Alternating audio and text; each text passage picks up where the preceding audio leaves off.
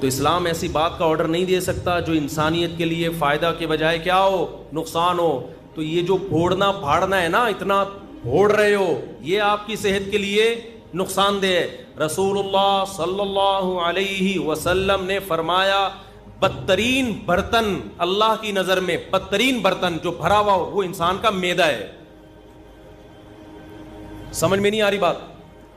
اللہ کو کوئی ٹرے چاولوں سے بھری ہوئی ہو نا، فل بھری ہوئی، اللہ کو بری نہیں لگے گی. وہ کوئی دیگ اتنی بھری ہوئی ہو، اوپر تک ڈھکن ہی نہ بند ہو رہا ہو، اللہ کو بری. کوئی شاپر بریانی سے بھرا ہوا ہو، اللہ کو برا نہیں لگے گا. تون کسی کی دیگ کی طرح بھری ہوئی ہو، اللہ کو یہ عمل بہت، اب بولا نہیں جا رہا. دیکھ ابھی شادیوں کی بات کرتا فوراً 4 پہ انگلیاں اٹھا لیتے یوں کر. نہیں آ رہی نا بات؟ سب سے زیادہ جو برتن جو انسان کا پیٹ اور معدہ ہے نا، اللہ کو یہ بھرا ہوا برا لگتا ہے، بالکل بھی اچھا نہیں لگتا. تو زیادہ کھانا، پھوڑنا، پیٹ بھر کے کھانا، اس سے پتہ چلتا ہے یہ صحت کے لیے مفید نہیں ہے. ہوتا تو اللہ حکم دیتے جب بھی کھاؤ اتنا کھاؤ کہ تمہیں اسٹریچر پہ لوگ اٹھا کے گھر لے کے جائیں. ایک بدعتی مولانا صاحب تھے، ان کا جب انتقال ہو گیا نا تو کسی گھر میں تیجے کی دعوت تھی. تیجا 40واں ہوتا ہے نا مردوں کے کھانے، پتہ نہیں کیسے حلق میں کیسے اترتے ہیں مردوں کے کھانے. لوگوں میت کے کھانے عجیب سے ہی ہوتے ہیں یار، کھاتے کیسے ہیں لوگ. تو تیجے کا کھانا تھا کسی کے ہاں. تو بچوں کی ماں نے بولا کہ بیٹا آج تم بریانی کھانے جا رہے ہو، کل شریف کی بریانی ہے، سویم کی بریانی ہے.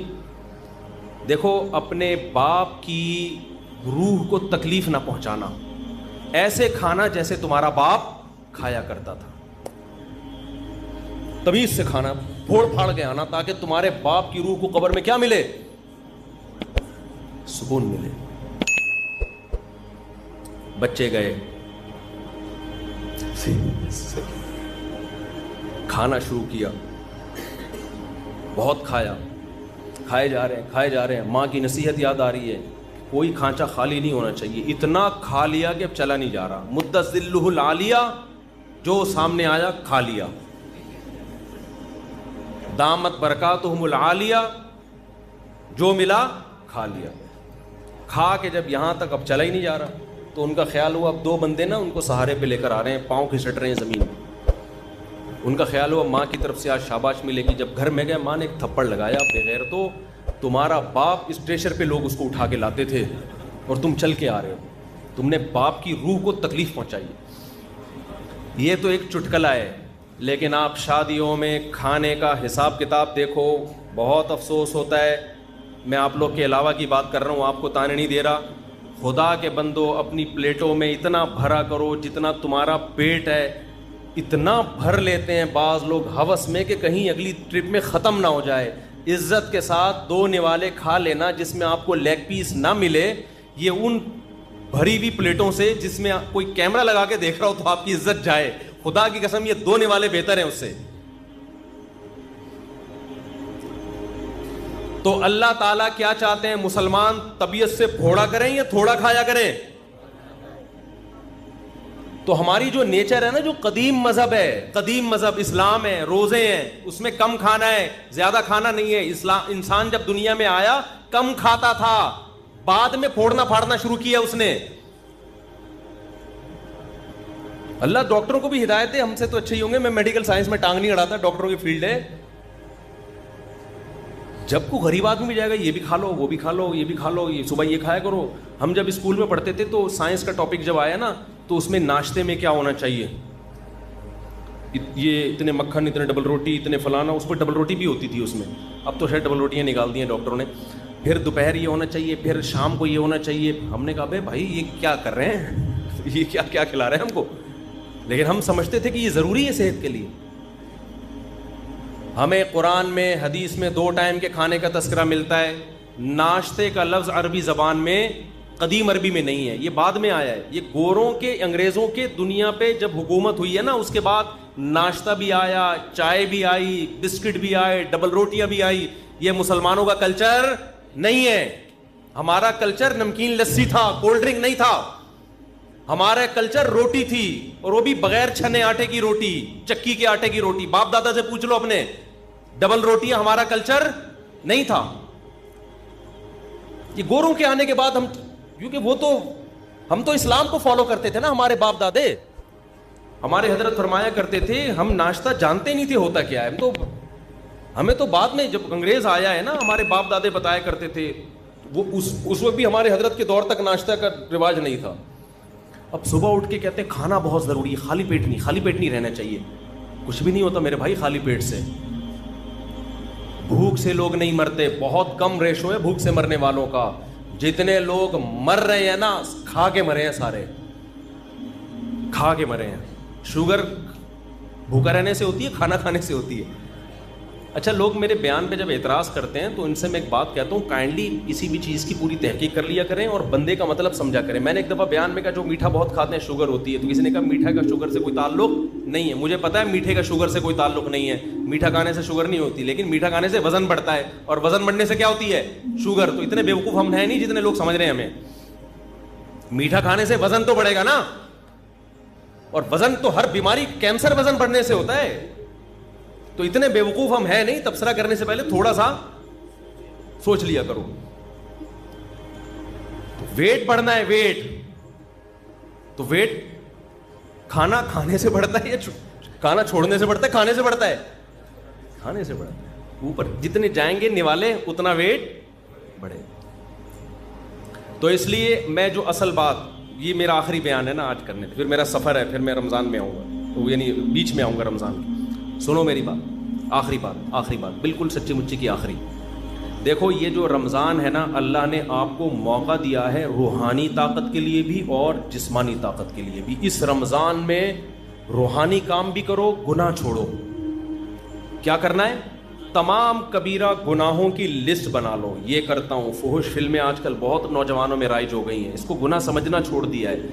یہ گناہ, ماں باپ کے ساتھ بد کلامی, بہنوں کی وراثت نہیں دے رہا, جھوٹ بولنا, سارے گناہوں کی. ہمارے استاذ کہا کرتے تھے گناہوں کو نا ڈائری میں لکھو, لسٹ بناؤ کہ میری زندگی کا عزم ہے کہ ان گناہوں کو میں نے اپنی زندگی سے نکالنا, اس کے لیے پلاننگ کرو. تو رمضان سے بہترین پلاننگ کا ٹائم آپ کے پاس کوئی بھی نہیں ہے. سمجھتے ہو؟ تمام گناہوں کو اپنی زندگی سے نکالنا ہے. عزم کرو اس رمضان میں 5 ٹائم تکبیر اولیٰ کے ساتھ ہم نے نماز پڑھنی ہے. یہ عزم کرو, عزم کرو. رمضان میں 20 رکعت تراویح پڑھنی ہے. دیکھو اسلاف کے دور میں 20 رکعت تراویح تھی. 8 رکعت تراویح ہمیں کسی صحابی تابعی سے نہیں ملتا. اگر حضرت عمر نے جو 8 رکعت والی روایت صحیح ہوتی نا, حضرت عمر سے 8 رکعت بھی منقول ہے, وہ روایت صحیح نہیں ہے. اگر وہ روایت صحیح ہوتی تو پوری روئے زمین پر کہیں تو 8 رکعت ہو رہی ہوتی. اس وقت کہیں بھی نہیں ہوتی, کہیں بھی نہیں تھی. حرمین میں 1400 سال ایک رمضان بھی ایسا نہیں آیا جس میں 20 رکعت سے 1 رکعت بھی کم تراویح ہوئی ہو. ہاں اب جا کے وہ 10 کر دیے کووڈ کی وجہ سے. وہ اب اگر کر بھی دیے تو ہمیں اس سے کوئی فرق نہیں پڑتا. 1400 سال تک کیا ہو رہا تھا؟ لوگ کہتے ہیں حرم میں رفع الیدین بھی تو ہوتا ہے. حرم میں رفع الیدین ہوتا بھی رہا ہے اور ترک رفع الیدین بھی ہوتا رہا ہے. جب احناف کی حکومت تھی, صدیوں حنفیوں نے حکومت کی حرمین پر. اس وقت جو حنفی امام تھا بغیر رفع الیدین کے نماز پڑھاتا تھا, لیکن اگر کوئی رفع الیدین کے ساتھ پڑھاتا تو اس پہ بھی اعتراض نہیں تھا, کیونکہ صحابہ میں آپ کو رفع الیدین والے بھی ملیں گے اور رفع الیدین نہ کرنے والے بھی ملیں گے. تو ہماری نظر میں اس سے کوئی فرق نہیں پڑتا. لیکن تراویح کا جہاں تک مسئلہ ہے, 1 سال بھی حرمین میں صدیوں تک ایسا نہیں آیا کہ مسجد نبوی یا مسجد حرام میں 20 رکعت سے کم تراویح ہوئی ہو. اب جا کے سعودی حکومت نے اگر چینج کیا ہے کورونا کی وجہ سے یا کسی بھی وجہ سے, تو وہ چینجنگ سعودی حکومت کا اپنا ہیڈک ہے, وہ پوری امت پہ مسلط نہیں کیا جا سکتا. کہ 1400 سال سے, یعنی لوگ کہتے ہیں نا حرمین میں رفع الیدین, اور بھائی 1400 سال سے ایک کام حرمین میں کیسے غلط ہو سکتا ہے؟ رفع الیدین تو حرمین میں ہوا اور نہیں بھی ہوا, دونوں نمازیں چلتی رہی ہیں, لہذا دونوں ٹھیک ہیں. لیکن تراویح کبھی بھی 20 رکعت سے کم نہیں ہوئی ہے. تو اللہ, اگر یہ نماز بدعت ہوتی, یہ غیر سنت ہوتی, تو کیسے ہو؟ اور پھر تہجد کی نماز کو تراویحوں سے ملانا, میرا اس پہ آڈیو بیان ہے پورا دلیل کے ساتھ, وہ آپ سن سکتے ہیں. ابھی میں اس ٹاپک کو نہیں چھیڑتا. آپ نے عزم کرنا ہے کہ ہم نے تراویح کی نماز پابندی سے بولو پڑھنی ہے. تو عزم کرتے ہیں کہ نہیں؟ اس کی بڑی روحانی برکتیں ہوں گی. اور رمضان میں رات کے آخری حصے میں نا, سحری میں تو اٹھتے ہی ہیں سب لوگ, تھوڑی دیر پہلے دعا کا اہتمام کر لو. سب سے زیادہ دعاؤں کی قبولیت کا وقت رات کا آخری حصہ ہے۔ رات کو اٹھ کے آپ نے اللہ سے دعائیں مانگنی ہے، اپنی حاجات بھی مانگیں، کسی کا رشتہ اٹکا ہوا ہے وہ بھی مانگ سکتا ہے، کوئی پرابلم نہیں ہے، لیکن زیادہ فوکس آپ نے کرنا ہے ہدایت کو، کہ اللہ میں نے جو گناہوں کی لسٹ بنائی ہے نا، میری زندگی کو کیسا کر دے، چینج کر، داڑھی کی توفیق دے دے مجھ سے سود چھڑوا دے، مجھ سے یہ برائیاں، میں فحش فلمیں دیکھتا ہوں، اے اللہ یہ عادت مجھ سے، اگر کوئی دیکھتا ہے یہ عادت مجھ سے چھڑوا دے۔ تو یہ کیا کرنا ہے آپ نے، یہ راتوں کو دعا مانگنا ہے، یہ ہوگی روحانی طاقت کے لیے، کیونکہ یہ آپ کو انسان اور گدھے میں فرق کرنے کے لیے، ٹھیک ہے نا۔ دوسرا کام آپ نے جسمانی طاقت کا بھی کرنا ہے۔ نبی صلی اللہ علیہ وسلم نے فرمایا المؤمن القوی احب الی اللہ من المؤمن الضعیف، طاقتور مومن اللہ کو کمزور مومن سے زیادہ محبوب۔ تو رمضان آپ کو طاقت بنانے کا ایک بہترین موقع، کیونکہ ہماری صحتیں برباد ہوتی ہیں پھوڑنے اور پھاڑنے سے۔ پھوڑنے کا مطلب کھا لیا، اور پھاڑنے کا مطلب 6 گلاس لسی کے اس کے اوپر۔ تو آپ نے کھانے پہ کنٹرول کرنا ہے رمضان میں۔ اللہ تعالیٰ آپ کو عادت ڈال دیتے ہیں کہ صبح سے لے کے شام تک آپ بھوکے رہتے ہیں، عام دنوں میں یہ پاسبل نہیں ہوتا، بھوکے رہنے کی عادت پڑ جاتی ہے، تو اس عادت کو مینٹین کریں، بھوکے رہنے سے کوئی نقصان نہیں۔ اچھا یہ ذہن میں رکھو، بہت سے لوگ کہتے ہیں رمضان میں ہمیں کمزوری ہو رہی ہے، کمزوری نہیں ہوتی، چونکہ ہمیں میٹھا کھانے کی عادت پڑ چکی ہوتی ہے، گلوکوز لیول سے گلوکوز ہر وقت باڈی میں بھرا رہتا ہے، تو میٹھا بھی ایک نشے کی طرح ہے، جب وہ نہیں ملتا تو انسان کو پریشانی ہوتی ہے، اس پریشانی کو وہ ویکنیس سمجھتا ہے۔ جن کو میٹھے پھوڑنے کی عادت ہے نا، روزانہ 6 لڈو کھاتے ہیں، ان کو جس دن 5 لڈو ملے نا، ان کو کمزوری محسوس ہوگی۔ مجھے لڈو کھانے کی عادت نہیں ہے، مجھے لڈو نہ ملے مجھے کوئی کمزوری نہیں ہوتی، تو میٹھے کی عادت پڑتی ہے، تو جب وہ میٹھا نہیں ملتا تو کمزوری محسوس ہوتی ہے، وہ کمزوری نہیں ہوتی، وہ کمزوری کے نام پہ دھوکہ ہوتا ہے۔ اس کا حل یہ کہ چھوڑ دو تو یہ ٹھیک ہو جاؤ گے۔ نہیں یاری بات میرا خیال ہے۔ تو آپ نے کیا کرنا ہے بھائی، صبح سحری میں پھوڑو نہیں، تمیز سے کوئی تمیز کی چیزیں کھا لو، اور افطاری میں بھی تمیز سے تمیز کی چیزیں کھا لو۔ وہ میں تمیز کی چیزیں بتا نہیں رہا آپ کو کیا ہے، وہ ڈاکٹروں سے پوچھ لو، حکیموں سے پوچھ لو، وہ میں نہیں بتاؤں گا کیونکہ میرا شعبہ نہیں ہے۔ ہو سکتا ہے پکوڑے والوں کا بزنس بند ہو جائے، سموسے والوں کا بیچاروں کا، کہہ رہے ہیں رمضان میں تو ایک ہمارا بزنس چل رہا تھا، ہمارے کیوں بزنس پہ لات مار رہے ہو؟ تو آپ 2-3 چیزوں پہ تھوڑا کنٹرول کر لیں، ایک آئل اور ایک چینی۔ سمجھتے ہو، کوکنگ آئل کو چھوڑ دو، نکال دو اپنے سے۔ یہ کوکنگ آئل جو بازار کی چیزیں جو بھی آ رہی ہیں نا، یہ خوب سمجھ لو یہ بزنس ہے، اس کا آپ کی صحت سے کوئی تعلق نہیں۔ کل میں نے دیسی گھی اپنے گھر میں خود نکالا، میں نکالتا رہتا ہوں، حالانکہ مجھے گفٹ میں بھی لوگ دے جاتے ہیں دیسی گھی، پھر بھی میں گھر میں اپنے ہاتھوں سے نکالتا ہوں۔ میری گائے ہے، میری بکری ہے، اسی کا بکری کا گھی بھی نکالا اور گائے کا گھی بھی نکالا۔ کل میں نے اس کا ولاگ بنا کے سوچ رہا ہوں چینل پہ ڈال دوں، بنا لیا، سوچ رہا ہوں چینل پہ ڈال دوں، اور اس میں بتا رہا ہوں کہ میں گھی نکالنے کے طریقے نہیں بتا رہا، یہ نیٹ پہ آپ کو بہت اچھے مل جائیں گے۔ میں صرف یہ بتا رہا ہوں کہ آپ گھر میں جب فارغ ہو نا تو ان ایکٹیویٹیز میں اپنے آپ کو کھپائیں، پبجی سے آپ کی جان چھوٹ جائے گی۔ ایک واشنگ مشین لے لے، 10-15 ہزار کی پلاسٹک کی آتی ہے، جلدی جلدی بتا دوں، دودھ بوائل کیا آپ نے، ملائی نکال کے جمع کرتے رہیں، گھر والوں سے کہیں، وہ جب فریزر میں اوپر جمع ہو جائے گی تو پھر ایک دن نکال کے اس کو واشنگ مشین میں الٹا کر کے ڈال دیں، اور آپ اللہ بھلا کریں، نیٹ پہ سارے طریقے آپ کو مل جائیں گے۔ اور پھر آپ نے جلدی سے اس میں ٹھنڈا پانی ڈالا اور واشنگ مشین کو ڈرن کر کے گھما دیا، اوپر مکھن آ جائے گا، مکھن نکال کے گرم کیا، گھی۔ پہلے زمانے میں یوں کر کے نکالتے تھے، اس میں اپنا گھی زیادہ نکلتا تھا، گائے کا گھی کم نکلتا تھا۔ اب یہ سہولت سائنسی ترقی سے ہو گئی ہے کہ واشنگ مشین پلاسٹک کی لے لیں یا کوئی بھی اسٹیل کی، ڈرن گھمایا، نکال لیں۔ جب تک دکانوں سے اور بازاری چیزوں سے اپنی جان نہیں چھڑاؤ گے، صحت گئی تیل لینے، ٹھیک ہے نا۔ اور اب تو ڈاکٹر بھی کہہ رہے ہیں دیسی گھی کھاؤ بھائی، ڈاکٹر بھی کہہ رہے ہیں کہ یار یہ آرگینک چیزوں پہ آ جاؤ۔ تو یہ کام کریں گے، ذہن بھی خوش رہتا ہے انسان کا اس سے، اور فضول ایکٹیویٹیز سے بھی بچا رہتا ہے آدمی۔ تو اب تو ڈاکٹر بھی کہہ رہے ہیں کہ گائے گھر پال کے دودھ پی لو تو ٹھیک ہے، بازار کے بھینس کا کوئی بھروسہ، ٹیکے لگا کے پتہ نہیں کیا نکل، خیر ڈبوں سے پھر بھی بہتر ہے۔ تو آپ رمضان میں نا میٹھا کم کر کے اپنی صحت کو بہت اچھا بولو کر دیں، بازاری چیزیں کیا کر دو، چھوڑ دو۔ شربت پینا ہے تو شہد اور لیمن ڈال کے پی لیا کرو۔ میں بھی چینی پی لیتا ہوں، اتنا نیک میں بھی نہیں ہوں جتنا ممبر پہ لگ رہا ہوں آپ کو، لیکن کوشش تو کر سکتا ہے نا انسان، باتیں تو اچھی کرے نا آدمی۔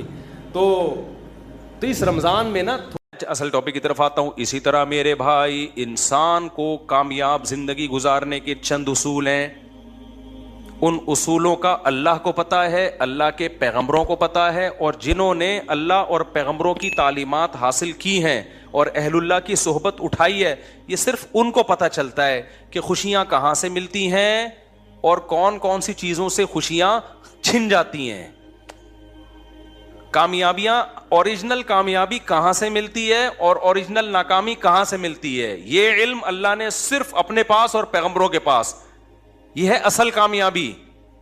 یہ علم دنیا داروں کے پاس، یہ جاپان والوں کے پاس نہیں ہے، یہ آسٹریلیا والوں کے پاس نہیں ہے، یہ علم امریکہ والوں کے پاس نہیں ہے، یہ نفسیاتی ڈاکٹروں کے پاس بولو نہیں ہے، یہ سائنسدانوں کے پاس نہیں۔ اگر ہوتا تو دنیا میں ٹیکنالوجی میں سب سے زیادہ ترقی جاپان نے کی ہے، تو جاپان بالکل اسٹریس لیس اور ڈپریشن لیس اور ٹینشن لیس کنٹری ہوتا۔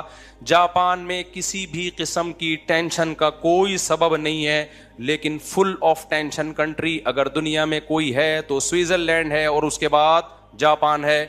آ رہی میرا خیال ہے بات سمجھ میں، کیونکہ ان کے کچھ چیزوں میں کانسیپٹ کلیئر نہیں ہے۔ دیکھو میں مختصر بات سے بات سمجھانے کی کوشش کرتا ہوں۔ آپ کو پتہ ہے انسان کو دنیا میں اچھی لائف گزارنے کے لیے کس چیز کی سب سے زیادہ ضرورت ہے، پتہ ہے آپ کو؟ یہی نہیں پتا آپ کو؟ پیسے کی بھی ضرورت ہے یقیناً، گھر کی بھی ضرورت ہے، گاڑی کی بھی ضرورت ہے، سواری کی بھی ضرورت ہے، چنچی کی بھی ضرورت ہے، صحت کی بھی ضرورت ہے۔ سب سے زیادہ ضرورت ہے ریلیشن کی، محبتوں کی۔ انسان تنہائی وقتی طور پہ برداشت کرتا ہے، بائی نیچر انسان تنہا پیدا نہیں ہوا۔ سمجھتے ہو کہ نہیں سمجھتے؟ اور تنہائی کا مطلب یہ نہیں ہے کہ لوگوں کے بیچ میں آپ بیٹھے ہوئے ہو تو تنہا نہیں ہو، نہ۔ اگر لوگوں کے بیچ میں آپ بیٹھے ہوئے ہو اور ان لوگوں کو آپ سے کوئی لگاؤ نہیں ہے، محبت نہیں ہے، تو بھی آپ تنہا ہو۔ سمجھتے ہو کہ نہیں سمجھتے؟ تنہا آدمی جو ہے نا، جس سے کوئی محبت نہ کرے، چاہے وہ مرد ہو یا عورت، وہ برباد ہو جاتا ہے۔ یہ محبت صرف ان لوگوں کو ملتی ہے جو اللہ اور رسول سے محبت کرتے ہیں، یہ مذہب پہ چلتے ہیں۔ جو قومیں مذہب پہ چلتی ہیں ان میں بھی ہو جاتی ہے، جو نہیں چلتی، جو اللہ کو ڈکشنری سے نکال دینا، وہ تنہا رہ جاتے ہیں۔ کیونکہ اللہ کو آپ نے بیچ سے نکال دیا، آخرت کو، جنت جہنم کو نکال دیا۔ اصل میں تو اللہ کو نکالو گے تو یہ ساری چیزیں آٹومیٹیکلی نکل جائیں گی، تو پھر انسان مادہ پرست بن جاتا ہے۔ پھر انسان کیا بن جاتا ہے؟ پھر مادہ ہی اس کا خدا ہے۔ اور جب مادہ خدا ہے نا تو آپ کا ریلیشن اتنا اس وقت تک ہوگا جب تک آپ کے اس سے مادی فائدے ہیں۔ جب فائدے نہیں ہیں تو ریلیشن گیا تیل لینے، تو پھر یہ مادی حیات بن جائے گی، یہ محبتوں والی زندگی نہیں بنے گی۔ دیکھو آدم علیہ السلام جنت میں تھے اکیلے، تو کیا سوئٹزرلینڈ جیسی لگژری، اس سے بھی اچھی لگژری لائف نہیں ملی ہوگی آدم علیہ السلام کو؟ میں اس سوال کا جواب دے رہا ہوں کہ سوئٹزرلینڈ میں اتنی خودکشیاں کیوں ہو رہی ہیں؟ پتہ ہے آپ کو کیوں ہو رہی ہیں؟ پہلے تو بتا دوں، اتنی ہو رہی ہیں کہ انہوں نے اس کو لیگل کر دیا ہے۔ سوئٹزرلینڈ میں ونس اپون اے ٹائم، ابے ہر آدمی کا خواب ہے نا سوئٹزرلینڈ جانے کا۔ کیا ہو گیا بھائی؟ ادھر توجہ، کیمرے کو نہ دیکھو۔ ہر آدمی کا خواب ہے یا نہیں ہے؟ بولو نا۔ سوئٹزرلینڈ میں اگر آپ کو ابھی گھر مل جائے، 1 منٹ بھی انڈا موڑ پہ رہو گے؟ یار سوئٹزرلینڈ، یار سوئس بینک میں اکاؤنٹ اور نیشنلٹی مل جائے تو پھر آپ کہو گے اب جنت میں جانے کی ضرورت ہی نہیں ہے۔ لیکن جو لوگ سوئٹزرلینڈ کی جنت میں رہتے ہیں، آج سے چند سال پہلے اتنی زیادہ خودکشیاں کر کے مرتے تھے کہ گورنمنٹ نے پہلے کہا کہ بھئی یہ اللیگل ہے، خودکشیوں سے لوگوں کو روکو۔ لوگوں نے کہا جب اللیگل ہے تو مرنے کے بعد سزا ملے گی نا، کیا خیال ہے؟ یہ ایسی چیز ہے جس کو روکنا، قانون کے ذریعے روکنا ممکن نہیں ہے۔ ارے بھائی زیادہ زیادہ اس سزا پہ ہم کیا کر سکتے ہیں؟ پھانسی۔ تو وہ کہہ رہے میں تو مرنا ہی تو چاہ رہا ہوں میں۔ ارے دنیا میں سب سے بڑی سزا کیا سمجھی جاتی ہے؟ پھانسی۔ تو آپ زیادہ زیادہ یہ کر دو کہ جو خودکشی کرے گا اس کو پھانسی دے دی جائے گی تو کہے گا فہو المرام۔ کیا خیال ہے بھائی؟ تو یہی تو مقصد ہے بھائی، تو کچھ یہ ممکن ہی نہیں ہے۔ تو سوئٹزرلینڈ نے ایک عقل مندی کی، انہوں نے بولا یار اتنے لوگ مر رہے ہیں تو مرتے ہیں غلط طریقے سے نا، ادھر ادھر کوئی ادھر پڑا ہوا ہوتا ہے، کوئی ادھر پڑا ہوا ہوتا ہے، ٹرینوں کا سارا سیٹ اپ کیا ہو رہا ہے؟ برباد ہو رہا ہے ہمارا، ٹرینیں لیٹ نہیں ہوتی، کوئی نیچے آ گیا اس کی وجہ سے مسئلے، پھر ادھر پھر جو خودکشی نہیں کرتے وہ خودکشی والوں کو دیکھ کے ڈپریشن میں جاتے ہیں، ان کو خودکشی کے خیالات آنا شروع ہو جاتے ہیں، ادھر ادھر لاشیں پڑی بھی ہوتی ہیں، جن کو نہیں بھی ان کو موٹیویشن ملتی ہے، صبر کی توفیق نہیں ملتی ان کو، پھر کہتے ہیں جب فلاں مر سکتا ہے اتنا نیک آدمی تو میں مر گیا تو کیا ہو گیا؟ ان کے حساب سے جو بھی نیک۔ تبلیغ جماعت ایک دفعہ گئی حاجی عبد الوہاب صاحب رحمہ اللہ تعالی. میں جب سوئٹزرلینڈ میں تھا تو مجھے وہاں یہ واقعہ سنایا. سوئٹزرلینڈ میں جب میں تھا نا تو وہیں کے مقامی مسلمان نے مجھے یہ واقعہ سنایا جو میں آپ کے سامنے سنا رہا ہوں. انہوں نے کہا کہ یہاں کئی سال پہلے حاجی عبد الوہاب صاحب آئے تھے, تبلیغ والوں نے بڑی محنتیں کی ہیں, کہاں کہاں نہیں گئے. تو حاجی عبد الوہاب صاحب کو پتہ چلا کہ 2 بندے ہیں. ہوا یہ ان کی خدمت میں 2 گورے لائے گئے. وہ گورے کیا تھے, وہ پورا ان کا پلان تھا کہ ہم نے اتنے بج کے اتنے منٹ پہ اجتماعی طور پہ مر جانا ہے. جوان لڑکے تھے, شراب کباب دولت سب کچھ. تو کسی نے ان کو بول دیا بھائی ادھر ٹرائی کر کے دیکھ لو, ایک بزرگ آئے ہوئے ہیں تو مرنے سے پہلے ایک یہ لائف اسٹائل بھی ہے. وہ آ گئے اور اللہ کا شکر ہے خودکشی سے بھی بچ گئے, نیک بنے, اتنی بڑی بڑی داڑیاں رکھی, پوری زندگی تبلیغ کے لیے ان گوروں نے, سوئٹزرلینڈ کے گوروں نے وقف کر دیا. پتہ نہیں کہاں کہاں گاؤں گاؤں دیہاتوں میں ان کی تشکیل ہوئی ہوگی سوئٹزرلینڈ کو چھوڑ کر. ایسے تبلیغ نے ہزاروں لوگوں کو خودکشیوں سے بچایا, ہزاروں کو. ٹینشن سے بچانے کا پروگرام گورے کے پاس نہیں ہے, مولوی کے پاس ہے, سمجھتے ہو. میرے ولاگ پہ نا کل کسی نے کمنٹ کیے ہوئے تھے کہ مفتی صاحب کے اتنے بیگم, اتنے بچے اور پھر بھی اتنے خوش ہیں. ان کا خیال یہ تھا یہ تو اتنی ذمہ داریاں, اتنی ٹینشنوں کے بعد تو خوش رہنا ممکن نہیں ہے. تو ایک لائف اسٹائل یہ کہ ٹینشنوں کے تمام اسباب کے بعد آپ کہہ رہے ہو کہ خوش ہے. لیکن میں نے جاپانیوں کو دیکھا ٹینشنوں, اور سوئٹزرلینڈ والوں کو دیکھا ٹینشن کا کوئی سبب نہیں ہے, پھر بھی کیا ہے ٹینشن میں. اس کا مطلب کوئی ٹیکنیکل فالٹ ہے نا آپ کے اور ہمارے نظریے میں, کوئی فالٹ ہے بھائی. تو یہ مینوفیکچرنگ فالٹ نہیں ہے, یہ بعد میں آپ نے پیدا کیا ہے.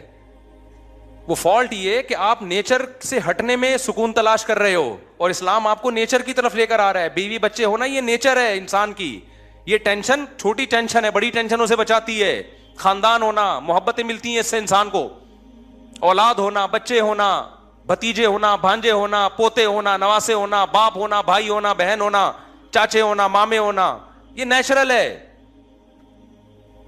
اور وہ جو ہے نا سوئٹزرلینڈ, میں اور میرا پیسہ, یہ نیچرل نہیں ہے. اس میں پیسہ تو ہوگا, ریلیشن نہیں ہوگا, محبتیں نہیں ہوں گی. اس سے ہمارا وہ گاؤں دیہات کا آدمی اچھا ہے جو منجی پہ بیٹھتے دودھ نکال کے پیتا ہے اور مکھن پہ زندگی گزار دیتا ہے, وہ زیادہ خوش ہے. سمجھتے ہو, اس کے ریلیشن مضبوط ہیں, محبتیں ہیں. گاؤں دیہاتوں میں تو گیا ہوں, میں جاپان سوئٹزرلینڈ بھی گیا ہوں, تو میں کچی آبادیوں میں بھی ٹائم گزارا ہے ہم نے بہت ٹریولنگ کی ہے. آج سے تھوڑی میں ٹریولنگ کر رہا ہوں, میں تو بچپن سے ٹریولنگ کر رہا ہوں. گاؤں دیہاتوں میں بھی ہم نے ٹائم گزارا ہے, پہاڑوں پتھروں میں بھی, بلوچستان کے خشک پہاڑوں میں بھی ہم نے ٹائم گزارا ہے. تو ٹیکنیکل فالٹ تو سوئٹزرلینڈ کا میں ختم کر دوں نا پہلے. تو انہوں نے کیا کیا میرے بھائی, کوئی ادھر چپکا ہوا ہے, کوئی اس بجلی کے کھمبے سے, اس سے بجلی کا مسئلہ بھی کیا ہوتا ہے, اور ان کو دیکھ دیکھ کے جو نہیں چپک رہے ان کو بھی چپکنے کا شوق بولو پیدا ہو رہا ہے. تو مجبور ہو کے سوئٹزرلینڈ کی گورنمنٹ نے یہ کیا کہ یار ایک کام جب ہو ہی رہا ہے تو تمیز سے ہو جائے, اچھا نہیں ہے. تو انہوں نے پھر لیگل کر دیا, انہوں نے بولا رجسٹریشن کروائیں, اور اس میں ٹائم لگتا ہے, رجسٹریشن میں اس میں ٹائم لگتا ہے. وہ کہتے ہیں آپ نے مرنا ہی ہے نا تو ہم آپ کو بتائیں گے کیسے مرنا ہے, تمیز سے مرو بھائی. مرنے کا بھی ہر کام تمیز سے ہوتا ہے, ہمارے یہاں ہر کام بدتمیزی سے ہو رہا ہے. کیا خیال ہے, گورے میں ایک بڑی کوالٹی ہے, کام صحیح ہو یا غلط ہو لیکن ہوتا کیا ہے, لائن میں لگ کے تمیز سے. انہوں نے کہا مرنا ہے, جہنم میں جانا ہے, لائن میں لگ کے جاؤ جہنم میں. یہ نہیں ادھر سے پہلے میں کودوں گا تو پہلے جہنم میں کودے گا. خودکشی کرنے والا تو آگ میں جلتا ہے. وہ کیا کافر جب خودکشی کرتا ہے تو کفر کا گناہ بھی, خودکشی کا گناہ ایک الگ سے ملتا ہے اس کو. جس خدا نے تجھے پیدا کیا تھا اس پہ توکل کیوں نہیں کیا تو نے, اس پہ اعتماد کیوں نہیں کیا, دنیا کو مسافر خانہ کیوں نہیں سمجھا, میری آیات پر ایمان کیوں نہیں لے کر آیا, وہ اور جہنم کی بڑی آگ میں کود رہا ہے. تو انہوں نے کہا تمیز سے لائن لگا کے کودو. یہ ہفرا تفری, پہلے میں جہنم میں گھسوں گا, ابو جہل سے میں نے ملاقات کرنی, وہ کہنا میں نے مرزا غلام احمد قادیانی سے میری ملاقات کل کی طے ہو چکی ہے اور آپ ابھی وہ کر رہے ہو. تو وہ کہنا تمیز سے. آپ سب کو فرعون سے, حامان سے, اور ابو جہل سے, اور نمرود سے, مرزا غلام احمد قادیانی سے, ان تمام لوگوں سے آپ کی ملاقات ہم نے پہلے سے ایک اپوائنٹمنٹ ہے. اتنے آدمیوں سے فرعون ایک ہی ٹائم پہ نہیں مل سکتا. یہ میں اس لیے کہہ رہا ہوں کہ آج ہمارے ہاں بھی خودکشی کا رجحان بڑھ رہا ہے, تو یہ خودکشی کرنے والا اس خوش فہمی میں نہ رہے کہ میں غموں سے جان چھڑا کے بچ جاتا ہوں. اور بھائی تم غموں سے جان چھڑا کر اس سے بڑے غموں میں اپنے آپ کو دھکیل دیتے ہو. اللہ نہیں چھوڑے گا. اللہ کے سامنے یہ عذر نہیں ہے کہ میں بے روزگار تھا. ایک شخص نے نبی کے دور میں جہاد میں زخمی ہوا اور زخموں کی تکلیف کی وجہ سے اپنا گلا کاٹ دیا. نبی نے فرمایا جہنم میں. زخموں کی تکلیف کم ہوتی ہے کیا؟ تو آپ کس خوش فہمی میں ہو کہ آپ اپنے آپ کو مار دو گے تو آپ بچ جاؤ گے؟ نہ, اللہ نہیں چھوڑے گا. اللہ جہاں غفور الرحیم ہے, عزیز ذو انتقام بھی ہے, وہ انتقام لینے والا بھی ہے. قتل چاہے کسی اور کا ہو چاہے اپنا ہو, یہ جان کہ ہم خود مالک نہیں ہیں. غیر مسلم کہتے ہیں میں اپنی, میرا جسم میری مرضی, غیر مسلموں کے نعرے ہیں. مسلمان کہتے ہیں نہ عورت کا جسم پہ اس کی مرضی نہ مرد کے جسم پہ اس کی مرضی. یہ ہمیں اللہ نے دیا ہے بھائی. جب اللہ نے دیا تو وہ جیسے کہے گا ہم ویسے چلائیں گے. اس کو اس کو کہنا چاہیے. میں نے وس کو اس لیے کہا, لوگ آج کل کہہ رہے ہیں یہ لفظ, کہتے ہیں نا وس کو, وب. ایک صاحب مجھے کہنے لگے جب یہ کام میں کروں گا وب تم نے بھی یہ کرنا پڑے گا. تو کچھ لغتیں ہم لوگوں سے ادھار لے رہے ہیں. خیر, تو وہ کیا کیا, انہوں نے کہا بھائی لائن لگا کے جہنم میں جائیں. اب کیا ہو گیا کہ سیٹ اپ پورا بنا دیا انہوں نے, رجسٹریشن ہو رہی ہے. ہم بجلی سے مرنا پسند کریں گے یا گیس سے مرنا پسند, اجتماعی مرنا. اللہ بچائے, میں کو مذاق اڑانا مقصد نہیں ہے, لیکن اللہ ہم سب کو اس عذاب سے بچائے. تو یہ ایک دوسرا پہلو ہے. یہ کیا ہے بھائی؟ ایک دوسرا پہلو ہے. اس پہلو کو نظر انداز کر دیا جاتا ہے. تو اس میں کیا چیز ہے جو سب سے اہم؟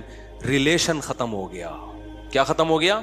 پیسہ پیسہ پیسہ. اب لوگ کہہ رہے ہیں پیسہ ہے تو اچھی بیوی ملے گی. غلط, 100% غلط ہے. میں نے ایک بیان میں کہا ہے کہ پیسہ ہوگا تو آپ کو اچھی بیوی ملے گی. اس سے مراد یہ کہ آپ جس کو اچھی سمجھتے ہو, مالدار کو آپ اچھی سمجھتے ہو, تو وہ پیسے والوں کو ہی ملتی ہے. لیکن اچھی جو شریعت کی نظر میں اچھی ہے بھائی, وہ اگر پیسہ دیکھ کے آ رہی ہے تو امکان ہے اچھی بھی ہو سکتی ہے اور بری بھی ہو سکتی ہے. ہم نے بہت سارے غریبوں میں ایسی وفادار عورتیں دیکھی ہیں. ہمارے ایک جاننے والے تھے, ان کی ڈیتھ ہوئی, بہت غریب رکشہ چلاتا تھا وہ. جب اس کے شوہر کی ڈیتھ ہوئی ہے, بوڑھے شوہر کی, اس کی بیوی نے جا کے اس کے جوتے سر پہ رکھ لیے اپنے غم سے. حالانکہ کیا گھر میں لا کے کچھ ٹکڑے, بھوسی ٹکڑے کھلا رہا تھا گھر میں لا کے. لیکن عورت کو اپنے شوہر سے محبت تھی کہ میرا زندگی اس شخص کے ساتھ میں نے گزار دی, آج یہ آنکھیں بند کر کے دنیا سے چلا گیا. ہمارے جس دوست نے یہ واقعہ سنایا, میں نے کہا یار ایسی محبت اکثر, 100% نہیں, اکثر مالداروں میں ہمیں نہیں ملتی. اکثر نہیں ملتی. پیسے کی مالداروں میں تو ایسے کیس آ رہے ہیں کہ شوہر کے پاس پیسہ گیا تو بیگم بھی گئی. ابھی چند دن پہلے ہمارے جاننے والے ملے, پیسہ تھا ان کے پاس, جب پیسہ گیا تو بیگم نے خلا لے کے کورٹ سے پتلی گلی سے نکل لی. وہ بیچارہ رو رہا ہے, میرے سامنے دکھڑا سنایا. میں نے بچوں کو پڑھایا لکھایا, بیگم بھی گئی اور بچے بھی گئے. کورٹ نے یہاں تک اس کو کہا کہ عورت کو کہا کہ دیکھو اگر شوہر غریب ہو گیا ہے تو ایسے موقع پہ تو عورت شوہر کا ساتھ دیتی ہے. عورت نے کہا نہیں, میں نے نہیں رہنا. کورٹ نے دے دیا خلا. اور الحمدللہ ہمارے کچھ مذہبی اسکالر بھی ایسے ہیں جو کہہ رہے ہیں مشکات میں بہت ساری حدیثیں ہیں جس سے پتہ چلتا ہے کہ یہ خلا ٹھیک ہے. حالانکہ ایک حدیث نہ مشکات میں نہ بخاری میں.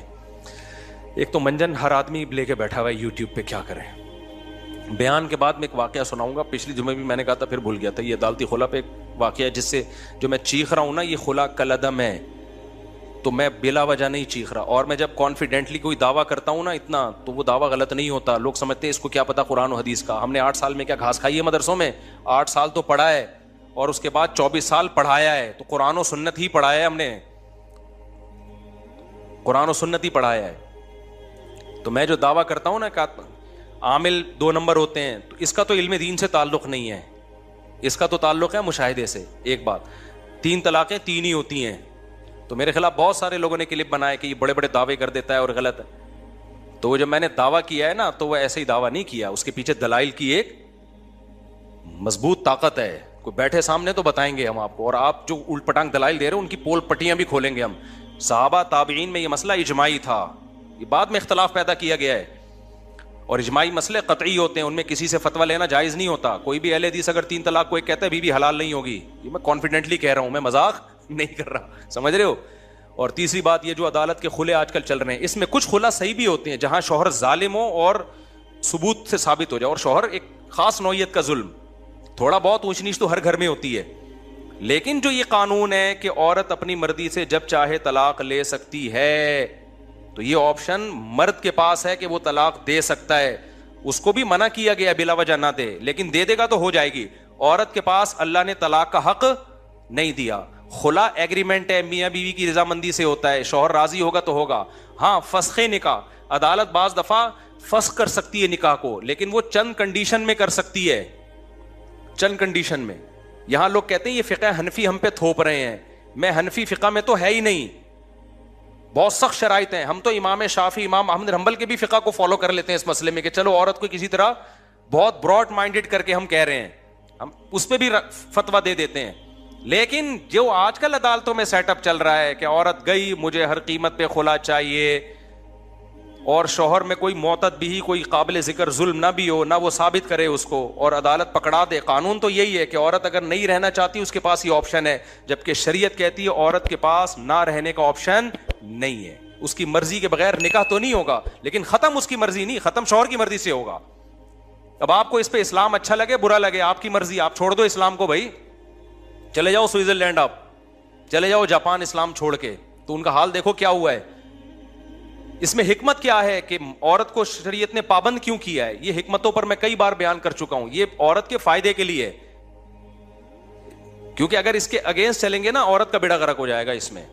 اس میں کیا ہے وہ تفصیل سے میں بیان کر چکا ہوں، ابھی میں وہ ٹاپک نہیں چھیڑوں گا. لیکن ابھی تو یہ بتانا مقصد ہے کہ یہ جو آج کل کے نئے نئے اسکالر آ رہے ہیں نا کہ نہیں جی عدالتی خلا عورت جب جائے تو لے سکتی ہے، جج سمجھتا ہے کہ یہ نہیں رہ سکتی ایکچولی تو چھوڑ دو اس کو. یہ جج اپنی بیوی کو چھوڑ سکتا ہے، دوسروں کی بیویوں کو چھوڑنے کا جج کے پاس کوئی رائٹ نہیں ہے. اب میری بات خواتین کو بری لگتی ہے تو وہ میرے خلاف بولتی ہیں. بھائی میرے خلاف نہیں بولو، اللہ رسول کے خلاف بولو. میرے خیال میں تو قرآن بیان کر رہا ہوں. لوگ کہتے ہیں کہ وہ فلانے اسکالر نے حدیث نمبر پیش کی ہے اور اس میں تو لکھا ہوا ہے خلا عورت خود بھی لے سکتی ہے، فلانے وہ نمبروں سے متاثر کر رہے ہیں. میرے بھائی آپ کو اس حدیث کا ترجمہ پڑھ لو تو پتہ چل جائے گا، کیونکہ ان کم وقتوں کو ترجمے بھی نہیں آتے، ترجمے بھی غلط کر رہے ہوتے ہیں بہت دفعہ. عربی تو آتی نہیں ہے ان لوگوں کو بیچاروں کو. تو کوئی ایسی حدیث نہیں ہے جس میں ہوتا ہے کہ جج کے پاس رائٹ ہے کہ وہ جب چاہے عورت کو خلا دے سکتا ہے جب بھی عورت جائے گی. ایسے کوئی حدیث نہیں ہے. اسلام میں عورت باؤنڈ ہوتی ہے، سمجھ رہے ہیں؟ اس میں بہت ساری حکمتیں عورت ہی کے فائدے کے لیے یہ حکمتیں. اگر خواتین کو ایسے رائٹ دے دیا جائے نا تو خاندانی نظام ختم. وہی جاپان اور آسٹریلیا اور امریکہ والا حساب بن جائے گا آپ کا فیملی سسٹم کی ایسی کی. پھر ان خواتین کو بڑھاپے میں پتہ چلے گا کہ ہمارے ساتھ ہو کیا رہا ہے. ابھی پرسوں کی بات ہے، پرسوں ترسوں کی بات ہے، خاتون نے کہا کہ بچے میرے جو ہے نا میری بیٹی کی شادی نہیں ہو رہی، میں نے خلا لے لیا تھا، بچے بھی لے کے چلی گئی میں، تو اب جو ہے نا میری بچیوں کی شادی نہیں ہو رہی اور یہ ہے، اور میاں تو رابطہ کر نہیں رہا. میں نے کہا آپ کو جانا ہی نہیں چاہیے تھا، بچوں کی خاطر گزارا کر لیتی آپ. ہر گھر میں تھوڑی بہت اونچ نیچ ہوتی ہے کہ نہیں ہوتی؟ اس وقت تو بڑے مزے لگے ہوئے تھے کہ نہیں جی ایکچولی یہ تھوڑا سا خرچہ کم دے رہا ہے اور یہ یوں کر رہا ہے. تو تھوڑی بہت اونچ نیچ ہر گھر میں ہوتی ہے. بچے بھی چھین لیے، وہ مرد نے پھر بچے چھوڑ دیے تو اس نے کہا میرا ان سے کوئی تعلق. وہ بیچارے نے پہلے تو کوشش کی، نہیں ملے تو اس نے کہا جاؤ پھر. اب جب بچیاں بڑی ہوتی ہیں تو یہ مائیں کیا ہوتی ہیں؟ پریشان. بچیوں کو تحفظ باپ کا کام ہے. تو بہت بڑے مسائل ہیں بھائی، آگے تو سارا سیٹ اپ تباہ و برباد ہونے والا ہے. یہ اسکالرز جو نئے نئے مارکیٹ میں آ رہے ہیں نا، بیڑا غرق کر دیا، بیڑا ہی غرق کر دیا. تو دعوے ہیں، ان تلوں میں تیل ہے نہیں. تو طلاقیں تین ہی ہوتی ہیں. اسی طرح تراویح بھی 8 رکعتیں نہیں ہوتی. اس پہ بھی میں بڑا کانفیڈنٹلی کہتا ہوں، یہ پتہ نہیں بعد میں نکالا ہے. لوگ کیا کہتے ہیں، سعودی عرب کے مفتیوں کے حوالے دیتے ہیں کہ سعودی عرب. پہلی بات تو کہ سعودی عرب کے سارے مفتی یہ نہیں کہتے. آپ ان مفتیوں سے ملے ہو جو آپ کے مطلب کی بات کر رہے ہیں. اب میرا ارادہ ہے میں سعودی عرب جا کے ایک ولاگ بناؤں، وہاں کے دینی مدارس کے وہاں کے میجورٹی علماء کیا کہتے ہیں. سعودی عرب کے میجورٹی علماء 3 طلاق کو 3 ہی کہتے ہیں. سعودی عرب کے میجورٹی علماء 20 رکعت تراویح کو 20 کہتے ہیں، کیونکہ حکومت میں وہ لوگ زیادہ آگے ہیں جو فقہ حنبلی سے بہت زیادہ انہوں نے شذوذ اختیار کیا ہے، تو وہ حکومتی لیول پہ آگے ہیں، اس لیے ان کی بات آگے آتی ہے. لیکن سعودی عرب تو بہت بڑا ہے بھائی، ہم تو ساری دنیا سے ہر ایک سے ملتے ہیں. تو سعودی عرب کے بھی آج بھی علماء کی میجورٹی جو وہاں کے مدارس کے جو صحیح علماء ہیں وہ فقہ حنبلی کو فالو کر رہے ہیں. وہ کہتے ہیں تراویح 20 رکعت ہوتی ہے اور وہ 3 طلاق کو 3 مانتے ہیں. میرا ارادہ ہے میں سعودی عرب جا کے ولاگ بناؤں گا تو وہاں کے علماء کی رائے بھی شائع کروں گا، تاکہ یہ جو پروپیگنڈا ہو رہا ہے نا. اور دوسری بات، اگر سعودی عرب کے سارے لوگ بھی کہہ دیں بھائی سعودی عرب کے علماء کیا صحابہ سے بڑھ گئے؟ بولو، تابعین سے بڑھ گئے ہیں کیا؟ تابعین میں, صحابہ میں کوئی ایک حدیث دکھا دو جنہوں نے 8 رکعت تراویح پڑھی ہو کبھی. حضرت عمر سے ایک روایت ہے, وہ ضعیف ہے, اور اس کے ضعیف ہونے کے دیگر اسباب میں ایک بڑی سبب یہ بھی ہے کہ اگر حضرت عمر نے 8 پڑھی ہوتی نا, اس دور میں کہیں نہ کہیں روئے زمین پہ 8 پڑھی جا رہی ہوتی, کہیں بھی نہیں ملتا ہمیں. پھر اسلاف نے تراویح کو, تراویح کا نام جو دیا نا, یہ دیوبندی بریلویوں نے تھوڑی دیا ہے, تو اسلاف نے نام دیا ہے. تراویح کا لفظ بتا رہا ہے کہ 8 پہ یہ بیٹھتا ہی نہیں ہے. ترویحہ کہتے ہیں 4 رکعتوں کو, تراویح ترویحہ کی جمع اقصا ہے, بہت ساری 4 رکعتوں کو تراویح کہا جائے گا. تو اس لیے جو آج کیا کیا, اس کا نام چینج کر کے صلاۃ اللیل کر رہے ہیں اس کو. صلاۃ اللیل بھی تراویح ہی ہے, جو بھی رات میں نماز پڑھی جائے گی وہ تراویح ہی, وہ صلاۃ اللیل کہلائے گی. اس میں وتر بھی ہے, اس میں تہجد کی نماز بھی, اس میں تراویح کی نماز بھی. لیکن وہ صلاۃ اللیل جو نبی نے 3 دن پڑھی ہے جماعت کے ساتھ, اور پھر اس کو چھوڑ دیا, پھر حضرت عمر نے اس کو زندہ کیا, اس صلاۃ اللیل کے بارے میں آپ کوئی صحیح حدیث سے دکھاؤ جو بے غبار ہو, مسترب بھی نہ ہو کہ نبی نے وہ 8 پڑھی ہو. نہیں ہے آپ کے پاس. تو یہ آپ کی فہم ہے کہ آپ تہجد والی حدیث کو تراویح پہ فٹ کرتے ہو, یہ آپ کی سوچ ہے. تو آپ قرآن و سنت کی جو تشریح کرتے ہو, اس تشریح کو آپ امت میں نہیں مت تھوپو. آپ کہو یہ میری پرسنل رائے ہے, تو ٹھیک ہے, آپ اپنی رائے پر عمل کریں, ہمیں اس پہ کوئی کبھی جو 8 پڑھ کے جاتا ہے ہم نے کبھی روکا اس کو, ٹھیک ہے, تمہاری رائے ہے. امت کو آپ وہ بتاؤ جو صحابہ تابعین اور 4 اماموں کی رائے ہے, وہ قرآن و سنت کو آپ سے زیادہ سمجھتے تھے. اور اگر آپ نے امت کو سعودیہ کے مفتیوں کی رائے دینی ہے, تو سعودیہ کے آج کے مفتی بھی ہیں اور سعودیہ کے 100 سال پہلے کے مفتی بھی ہیں, جو 1400 سال سے چلے آ رہے تھے. 1400 سال سے جو سعودیہ مفتی چلے آ رہے تھے, وہ تراویح کو 20 رکعتیں کہتے تھے, اور 3 طلاق کو کیا کہتے تھے؟ 3. ابھی میرا 3 طلاق پہ چیلنج گیا ہے نا, بس یہ کر کے بات ختم کرتا ہوں. چیلنج گیا ہے نا, کہیں بھی نہیں ہے 3 طلاقیں ایک ہوتی ہیں. اس چیلنج کے بہت سارے لوگ جواب دے رہے ہیں. ایک نے کمنٹ میں کیا کہ جی مفتی صاحب, اب UAE نے بھی 3 طلاقوں کو ایک کیا ہوا ہے, اور انڈیا نے بھی 3 طلاقوں کو ایک کر دیا ہے, مصر نے بھی 3 کو ایک کر دیا ہے. صرف یہ انڈیا پاکستان کے مفتیوں پہ ہی شامت آئی ہوئی ہے, یہ جمود سے ہٹتے نہیں ہیں. شکر ہے انڈیا پاکستان کے مفتی جمود سے ہٹتے نہیں ہیں, ورنہ جو کام UAE کر رہا ہے, دبئی ابو ظہبی کر رہا ہے, وہ تمہیں قرآن و سنت لگ رہا ہے. جو انڈیا کر رہا ہے وہ کیا لگ رہا ہے؟ جو خلفائے راشدین, صحابہ, تابعین, خلافت عثمانیہ, بنو عباس کی خلافت, بنو امیہ کی خلافت, اور تمام فقہا, امام بخاری بھی اسی کے قائل, محدثین بھی اسی کے قائل, تابعین بھی اسی کے قائل, اس کو تم کہہ رہے ہو دیوبندیوں کی رائے ہے یہ. تو بڑے بھائی بڑے مسائل ہیں, اس لیے میرے بھائی منجنوں سے متاثر مت ہو. قرآن و سنت ہم تھوڑی کہتے ہیں ہمیں فالو کرو, دیوبندیوں کو فالو کرو یا بریلویوں کو فالو کرو. ہم کہتے ہیں صحابہ تابعین کو فالو کرو, ائمہ اربعہ کو فالو کرو. یہ کوئی دیوبندی بریلوی تھوڑی تھے. ایک صاحب مجھے بار بار مجھے کہہ رہے ہیں, آپ مفتی صاحب آپ دیوبندیت کے دفاع کر رہے ہیں ایک مسئلے میں نا. ہم علماء دیوبند کو اس لیے فالو کر رہے ہیں کہ وہ قرآن و سنت کو فالو کر رہے ہیں. تو اصل قرآن و سنت ہی ہے, وہ کر علماء دیوبند رہے ہیں تو مجبوری ہے ہماری ان کو فالو کرنا. نہیں کر رہے ہوتے تم چھوڑ چکے ہوتے. ہاں اگر کوئی عالم دیوبند کا عالم غلطی کر رہا ہے تو ہم اس غلطی میں اس کو تھوڑی فالو کرتے ہیں. بہت سارے علماء دیوبند ہیں جو آج کل ہیں, جو بدعتیں بہت ساری لے کے چل رہے ہیں, ہم نہیں مانتے ان کو, کیونکہ ہم نے کلمہ نبی کا پڑھا ہے. لیکن آپ جب ہم قرآن و سنت کی بات کرتے ہیں, صحابہ تابعین کی بات کرتے ہیں, اور کہتے ہیں 4 اماموں نے قرآن و سنت کو زیادہ سمجھا, جب ان کی بات کرتے ہیں تو لوگ ہمیں کہتے ہیں دیوبندیت کا منجن بیچ رہا ہے. یہ آپ کا ایک نعرہ ہے, یہ آپ کا ایک منجن ہے جو لوگوں کو آپ بیوقوف بنانے کے لیے استعمال کرتے ہو. 20 رکعت تراویح علماء دیوبند کا فتویٰ نہیں ہے, یہ صحابہ تابعین تبع 4 اماموں کا فتویٰ ہے. سمجھتے ہو شروع میں کچھ اختلاف تھا, لیکن بعد میں کیا ہو گیا؟ اجماع ہو گیا. جب ایک دفعہ اجماع ہو گیا اب اس کے اختلاف ٹھیک نہیں ہے. اسی طرح یہ جمعے کا خطبہ جو آج کل بہت سے ملکوں میں عربی میں نہیں ہو رہا, مقامی زبان میں ہو رہا ہے, تو لوگ اس پہ بھی دلائل دیتے ہیں. میں کہتا ہوں صحابہ تابعین پوری دنیا میں گئے, فارسیوں میں بھی انہوں نے جا کے خطبے دیے. کوئی ایک روایت دکھا دو کہ ان کی مقامی زبان میں خطبہ دیا ہو. خطبہ ہمیشہ سے عالم اسلام میں عربی میں ہوتا آ رہا ہے. اب آپ عقلی دلائل دیتے ہو کہ خطبہ تو ایک واضح و نصیحت ہے, واضح و نصیحت تو اسی زبان میں, یہ عقلی دلائل ہیں. سمجھتے ہو صحابہ تابعین تبع تابعین جو امت چلی آ رہی ہے نا جس ٹریک پر, اس کو فالو کرنے کا حکم ہے. خیر یہ مسئلہ اختلافی ہے, اردو میں بھی دے دو, ہمیں کوئی اعتراض نہیں ہے. لیکن ہمیں آپ جو سمجھتے ہو نا کہ یہ قرآن و سنت نہیں جانتے, آپ سے الحمدللہ زیادہ جانتے ہیں. تو میں نے جو دعوے کیے نا 3 طلاق 3 ہوتی ہے, خلا دالتی خلا, بالکل 100%. جو آج کل جو سیٹ اپ چل رہا ہے کلعدم ہے اور عاملوں کے بارے میں, تو یہ بہت سے لوگ میرے خلاف کلپ بازی کر رہے ہیں, پھینک رہا ہے لمبی لمبی, پھینک نہیں رہے, یہ کانفیڈنٹلی ہم یہ بات کر رہے ہیں. بہت زیادہ ٹائم لے لیا آپ کا, اللہ تعالیٰ سمجھنے کی عمل کی توفیق عطا